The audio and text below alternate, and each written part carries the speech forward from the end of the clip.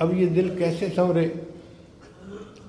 اس دل کے اندر بہت دنیا بسی ہوئی ہے، مال کی محبت، اولاد کی محبت، بیوی کی محبت، پتہ نہیں کسی دوست کی محبت، یہ محبت، کتنی محبتیں ہیں جو اس دل میں بسی ہوئی ہیں، ان کو نکالنا پڑے گا۔ جب یہ محبتیں دل سے نکل جائیں گی نا اور دل بالکل خالی ہو جائے گا تو یہ دل بالکل صاف ہو جائے گا۔ لیکن ان محبتوں کو کیسے نکالیں؟ اس کا طریقہ یہ ہے کہ اللہ کا ذکر کثرت کے ساتھ کرے۔ دل میں جتنی غیر کی محبتیں ہوتی ہیں نا، ما سوا کی محبتیں ہوتی ہیں، سب نکل جاتی ہیں۔ چنانچہ مفسرین نے ایک عجیب نقطہ لکھا ہے۔ حضرت اقبال تھانوی رحمۃ اللہ اپنی تفسیر بیان القرآن میں لکھتے ہیں کہ قرآن مجید کی ایک آیت ہے، ان الملوک اذا دخلوا قریۃ افسدوها وجعلوا اعزۃ اہلها اذلہ۔ ملکہ بلقیس کو جب سلیمان علیہ السلام کا پیغام پہنچا تو اس نے اپنے MNA جو تھے ان سے مشورہ کیا کہ مجھے کیا کرنا چاہیے، تو انہوں نے جواب دیا، فانظری ماذا تأمرین، ملکہ صاحبہ قدم بڑھائیے، ہم تمہارے ساتھ ہیں۔ یہ پرانی رسم ہے، مگر وہ سمجھدار عورت تھی۔ اس نے کہا کہ دیکھو، جب بادشاہ کسی بستی میں داخل ہوتے ہیں، افسدوہا، وہاں فساد مچا دیتے ہیں، وجعلوا اعزۃ اہلہا اذلہ، اور جو وہاں معزز ہوتے ہیں نا ان کو ذلیل کر کے باہر نکال دیا کرتے ہیں۔ تو میں سلیمان السلام سے لڑائی نہیں کروں گی، میں خود جاؤں گی اور دیکھوں گی کہ وہ کس حال میں ہے۔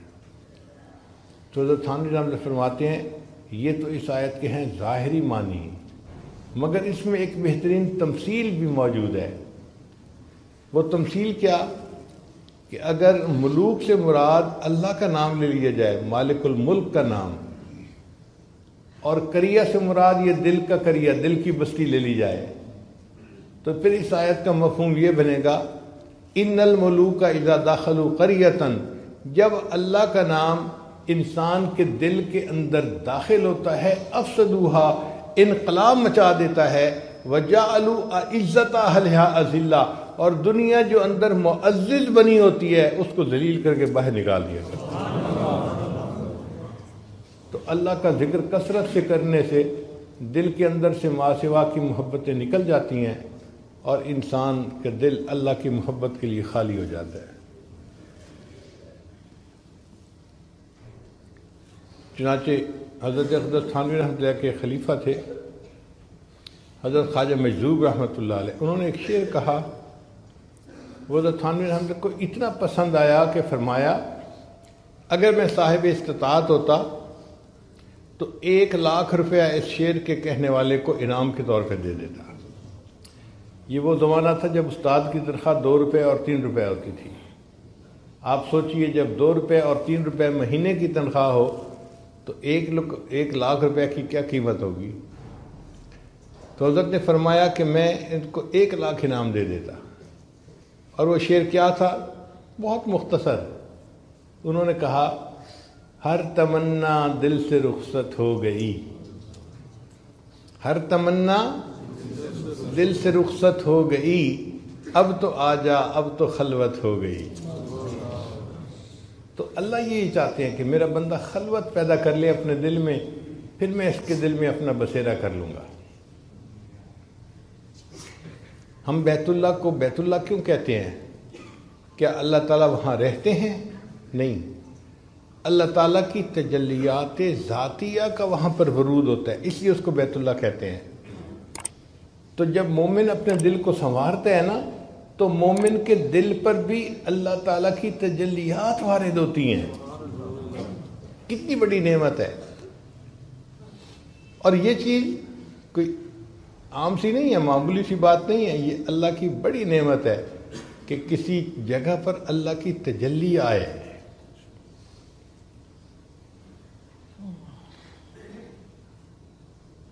حضرت مفتی تقی عثمانی صاحب دامت برکاتہم کے اشعار ہیں، محبت کیا ہے دل کا درد سے معمور ہو جانا، متاع جاں کسی کو سونپ کر مجبور ہو جانا۔ قدم ہے راہ الفت میں تو منزل کی ہوس کیسی، یہاں پر عین منزل ہے تھکن سے چور ہو جانا، یہاں پر سر سے پہلے دل کا سودا شرط ہے یارو، یہاں پر سر سے پہلے دل کا سودا شرط ہے یارو، کوئی آسان نہیں ہے سرمد و منصور ہو جانا، بسا لینا کسی کو دل میں دل کا ہی کلیجہ ہے، دل کا کلیجہ سے مراد یہ دل کا ہی کارنامہ ہے۔ میں اس کو تھوڑا سا تبدیل کر کے یوں پڑھتا ہوں، بسا لینا کسی کو دل میں دل کا کارنامہ ہے، پہاڑوں کو تو بس آتا ہے جل کر طور ہو جانا۔ کوہتور کے اوپر اللہ کی تجلی پڑی تھی اور کوہتور کا وہ پہاڑ جل کر کوئلے کی مانند ہو گیا تھا۔ الحمدللہ اللہ تعالیٰ نے اس عاجز مسکین کو کوہتور پر جانے کی توفیق عطا فرمائی۔ ہم نے وہاں پر عجیب بات دیکھی، اتنی بڑی بڑی چٹانیں ہیں اور ان کو ایک انگلی پہ آپ یوں اٹھا سکتے ہیں، کوئلے کی طرح ہلکی جل کے ان کی یہ کیفیت ہو گئی تھی۔ اس لیے کہتے ہیں کہ کوہتور جل کے سرما بن گیا تھا۔ جبل دکا اس کا یہ حال تھا۔ تو کوہتور کیوں جل گیا؟ اس لیے کہ وہ اللہ تعالیٰ کی تجلی کو برداشت ہی نہیں کر سکا۔ تو دیکھیں کوہتور اللہ کی تجلی کو برداشت نہیں کر سکا، لیکن انسان کا دل اللہ کی تجلی کو برداشت کر لیتا ہے تو انسان کا دل پھر کتنا عظیم ہوا۔ کتابوں میں لکھا ہے کہ اللہ تعالیٰ جب کسی بندے سے راضی ہوتے ہیں تو بعض مرتبہ ایک دن میں 70 مرتبہ اس کو محبت کی نظر سے دیکھتے ہیں۔ اللہ تعالیٰ ایک دن میں اپنے بندے کے دل کو 70 مرتبہ محبت کی نظر سے دیکھتے ہیں اور بندہ اس تجلی کو برداشت کر لیتا ہے۔ یہ انسان کو اللہ نے کمال دیا ہے اور کسی چیز میں یہ کمال نہیں ہے۔ اس لیے انسان کا دل جو ہے یہ عظیم ہے۔ فرشتے بھی حیران ہوتے ہیں انسان کی عظمت کو دیکھ کے کہ یہ کیسا عظیم انسان ہے، اللہ کی تجلی کو برداشت کر جاتا ہے، اللہ کی محبت اس کے دل میں ہے، اس کا دل اللہ کی محبت سے بھر چکا ہے۔ اور جب دل اللہ کی محبت سے بھر جاتا ہے نا، پھر اعمال کرنے آسان ہو جاتے ہیں۔ آج تو ہم نمازیں پڑھتے پھرتے ہیں نا، جیسے بیگار ہوتا ہے کہ جی حکم حاکم مرگ مفاجات، اللہ کا حکم ہے لہذا نماز پڑھنی ہے، ٹکرے مارتے پھرتے ہیں۔ جب دل میں اللہ کی محبت ہوتی ہے پھر بندہ اس کو بیگار نہیں سمجھتا، بلکہ اس کو سبب لقائے یار سمجھتا ہے کہ میرے یار سے میری ملاقات ہو جاتی ہے۔ فجر پڑھتا ہے ظہر کا انتظار، ظہر پڑھتا ہے عصر کا انتظار، عصر پڑھتا ہے مغرب کا انتظار، اس کا دل انتظار کر رہا ہوتا ہے۔ اس لیے نبی علیہ الصلوۃ والسلام فرمایا کرتے تھے، ارحنی یا بلال، بلال اذان دے میری آنکھوں کو ٹھنڈک پہنچا دے۔ تو نماز پڑھ کے مزہ آتا ہے، بندے کو لطف آتا ہے۔ ہم نمازیں پڑھتے ہیں ثواب کی خاطر، بھائی وقت ہو گیا اشراق کا، پڑھ لو، ایک حج ایک عمرے کا ثواب ملے گا، اور ہم لپک کے 2 رکعت پڑھ لیتے ہیں کہ جی ہمیں بھی ثواب ملے گا۔ لیکن جو اللہ کے عاشق ہوتے ہیں وہ ثواب کو نہیں دیکھتے، ان کو تو سواد مل رہا ہوتا ہے، وہ اس کی وجہ سے پڑھتے ہیں۔ حضرت مجدور رحمۃ اللہ نے فرمایا، بندگی سے ہمیں تو مطلب ہے، بندگی سے ہمیں تو مطلب ہے، ہم ثواب و عذاب کیا جانیں۔ بندگی سے ہمیں تو مطلب ہے، ہم ثواب و عذاب کیا جانیں، کس میں کتنا ثواب ملتا ہے، عشق والے حساب کیا جانے۔ جن کو اللہ سے محبت ہوتی ہے وہ ان ثوابوں کے پیچھے نہیں پڑتے، وہ تو اللہ کی محبت میں عبادت کر رہے ہوتے ہیں۔ ان کو جنت کی بھی پرواہ نہیں ہوتی، دوزخ کی بھی پرواہ نہیں ہوتی۔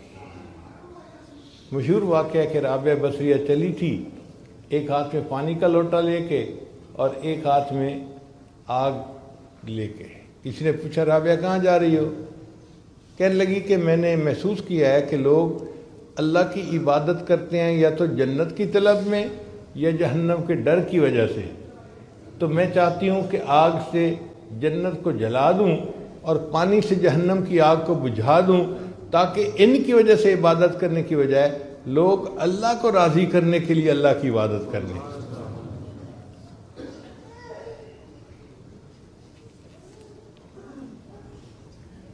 آج اگر کسی سے محبت ہو، اس کو پھلوں کی ٹوکری بھیجنی ہو تو اس کو بھی گفٹ پیک کرواتے ہیں، حالانکہ پھلوں کی ٹوکری ہے، کوئی اتنی قیمتی بھی نہیں ہے، مگر گفٹ پیک اس لیے کرواتے ہیں کہ جب محبوب کے ہاتھ میں پہنچے تو اسے اچھی لگے۔ بالکل اسی طرح جب مومن کے دل میں اللہ کی محبت بھر جاتی ہے، وہ بھی اپنی نمازوں کو خشوع و خضوع کے ساتھ گفٹ پیک کر کے اللہ کے پاس بھیجتا ہے کہ میری یہ نماز اللہ کے پاس پہنچے تو میرے مالک کو پسند آ جائے۔ پھر انسان اعمال کرتا ہے اللہ کو راضی کرنے کے لیے۔ محبت عجیب چیز ہے۔ سیدہ عائشہ رضی اللہ تعالیٰ عنہ بیٹھی ہوئی تھی اور کچھ ریال دھو رہی تھی، سکے تھے، دھو رہی تھی ان کو۔ نبی علیہ السلام نے دیکھا تو فرمایا عائشہ تم یہ پیسے دھو کیوں رہی ہو؟ اے اللہ کے حبیب صلی اللہ علیہ وسلم، میں نے آپ کی مبارک زبان سے سنا ہے کہ جو بندہ اپنا مال اللہ کے راستے میں خرچ کرتا ہے تو سوالی یعنی مانگنے والے کے ہاتھ میں جانے سے پہلے وہ پیسے اللہ کے ہاتھ میں پہنچ جاتے ہیں۔ تو جب سے میں نے یہ سنا، میں نے جس پیسے کو صدقہ کرنا ہوتا ہے نا، میں اسے دھو دیتی ہوں تاکہ صاف پاک یہ پیسہ میرے اللہ کے ہاتھ میں پہنچے۔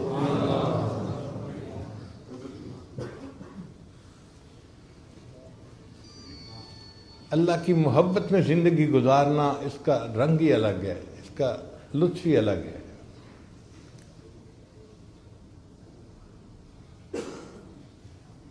ایک نقطہ یہ بھی سمجھ لیجئے کہ محبت کی ابتدا بندے سے نہیں ہوتی، اللہ کی طرف سے ہوتی ہے۔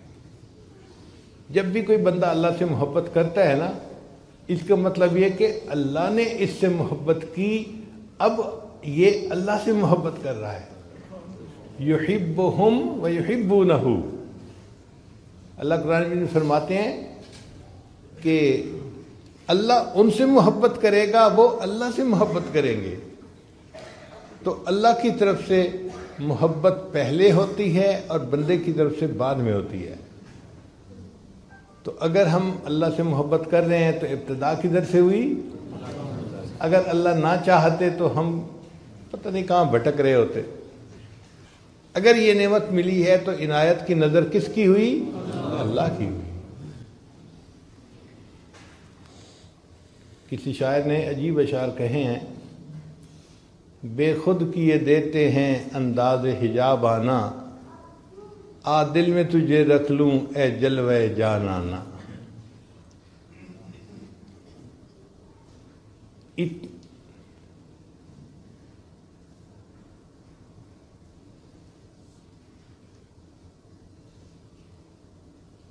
اے اہل کرم مجھ پر اتنا تو کرم کرنا، جب جان لبوں پر ہو تم سامنے آ جانا۔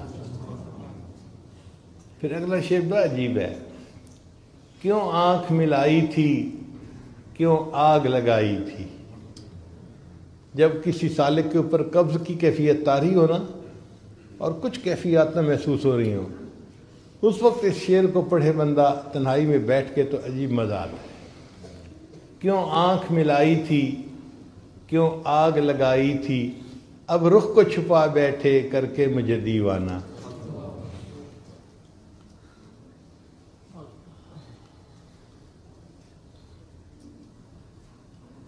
دنیا میں مجھے تم نے اپنا تو بنایا ہے، محشر میں بھی کہہ دینا یہ ہے میرا دیوانہ۔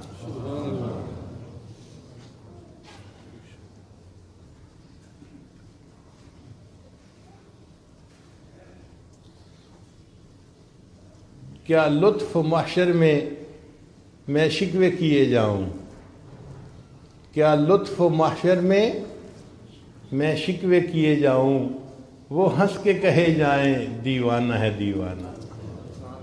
اللہ کی ایسی محبت ہو کہ جب اللہ کے دربار میں پہنچے تو اللہ بھی یہ کہہ دیں یہ میرا دیوانہ تھا، یہ مجھ سے محبت کرنے والا میرا بندہ تھا۔ ایسی اللہ کی محبت دل میں آ جائے۔